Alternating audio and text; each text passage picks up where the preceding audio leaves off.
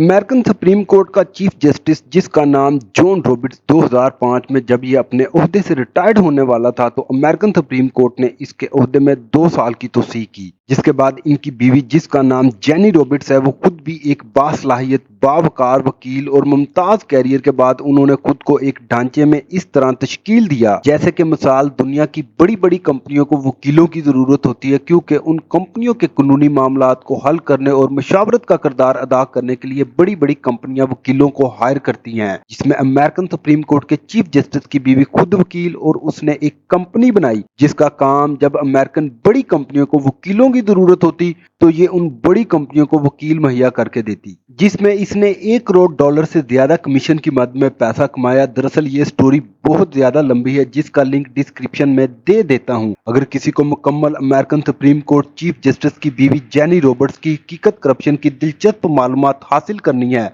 तो वो description link से हासिल कर सकता है। खुसूसन जो लोग पाकिस्तान में रहते हैं या फिर इस तरह हम कहें कि एशिया के लोग यही समझते हैं कि इन मुल्कों में करप्शन बहुत ज्यादा है। यहाँ पर अदारे, महकमे और अदालतें हर कोई बिकने को आराम से तैयार हो जाता है। तो मेरे साथियों, दुनिया का कोई कोना भी हो हर कोई बिकने को तैयार रहता है, मगर शर्त यह है कीमत उस इंसान के मुताबिक होनी चाहिए। तो दोबारा मैं जॉन रॉबर्ट्स की अहलिया जेनी रॉबर्ट्स के बारे में बात करता हूं कि किस अमेरिकन ने हिम्मत को इकट्ठा करके इन ताकतवर इंसानों को बेनकाब किया। उसका नाम कैंडल बी फ्राइस। जब ये जेनी रॉबर्ट्स के साथ काम करता था तो उस वक्त चीफ जस्टिस की अहलिया ये बड़ी कंपनियों को वकील मुहैया करने के लिए पैसे लेती थी। कैंडल बी फ्राइस ने बिजनेस इनसाइडर को इंटरव्यू देते हुए कहा कि जब मैंने इस काम को भांप लिया और आवाज उठाने की कोशिश की मगर हर तरफ से मेरी हौसला शिकनी की गई, और जो काम अमेरिकन सुप्रीम कोर्ट की अहलिया गैर कानूनी गैर आईनी तरीके से अमेरिका में कर रही थी, इससे ना कोई पूछने वाला और ना कोई इसके खिलाफ शिकायत करने वाला था, क्योंकि वो सब कुछ अच्छी जिंदगी गुजारने के लिए कर रही थी। इस खबर को शाया करने से पहले मुख्तलिफ सोर्सेज ने जेनी रॉबर्ट्स से मुख्तलिफ तरीके से राब्ता करने की कोशिश की। मिसाल, सोर्सेज ने जेनी रॉबर्ट्स को ईमेल की जिसका जवाब जेनी की तरफ से नहीं दिया गया।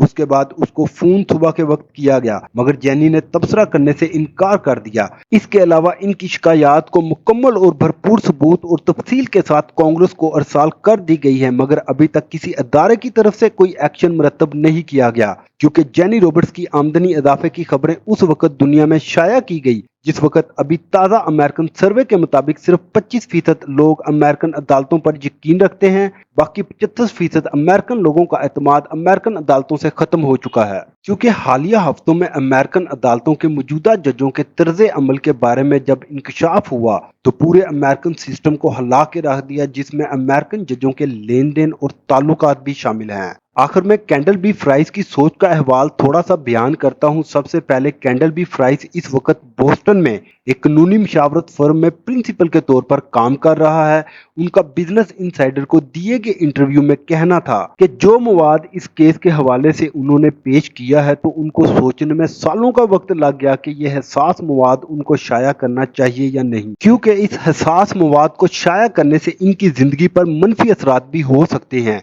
जिसकी वजह से ये बहुत ज्यादा फिक्रमंद और परेशान थे। मगर काफी ज्यादा गौर फिक्र करने के बाद उन्होंने इस बात का फैसला किया कि वो खतरात के बावजूद जो कुछ जानते हैं सबके साथ शेयर करेंगे। आप यहाँ से अंदाजा लगा सकते हैं कि दुनिया का अदालती निजाम किस तरह मफलूज हो चुका है या फिर कर दिया गया है। पाकिस्तानी लोग अमेरिकन अदालतों की मिसालें टीवी पर बैठकर देते हैं कि उनका अदालती निजाम बहुत अच्छा है, मगर मुकम्मल हकीकत को जानने के लिए डिस्क्रिप्शन लिंक पर जाकर इस अमेरिकन अदालती अच्छे निजाम की अमेरिकन रिपोर्ट्स को जरूर पढ़ लें। हम आपके लिए इसी तरह की इंफॉर्मेटिव वीडियो लेकर आते हैं, तो लिहाजा साथ जुड़े रहने के लिए गुलशन इंटरनेशनल न्यूज़ उर्दू चैनल को सब्सक्राइब करना ना भूलें और कमेंट्स में अपने ख्याल का इजहार जरूर करें।